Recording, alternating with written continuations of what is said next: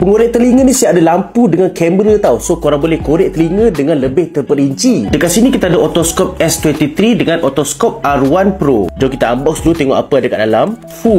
So ini pengorek telinga dia jenama Exco. And korang akan dapat extra ear tip. Banyak juga weh dia bagi dalam ni. Tengok lampu dia betul-betul terang weh. Sebelum nak pakai kita pasang dulu dia punya alas telinga ni. Okay, so macam ni rupa dia bila dah pasang. So lepas korang dah habis korek telinga, yang ni boleh ganti. Macam nak tengok kamera ni kita boleh connect dengan dia punya apps. Dia connectkan dua ni pakai wifi. Weh, clear gila weh kamera dia. Tengok tu. Weh, HD. Clear gila weh. Ni dalam telinga tapi aku tak nak masuk dalam nanti korang geli pula. So apa beza otoscope S23 dengan otoscope R1 Pro ni? Dua-dua sama je, dua-dua pengorek telinga. Cuma yang R1 Pro ni korang boleh dapat sekali dengan pemicit jerawat. Kalau korang pakai keterbaik biasa tu, kadang-kadang tahi telinga boleh masuk lagi dalam tau. Nanti boleh bengkak. Kalau guna ni senang je, korek telinga keluarkan. So kalau korang nak dapatkan pengorek telinga yang canggih macam ni, boleh tekan beg kuning kat bawah untuk beli, okey?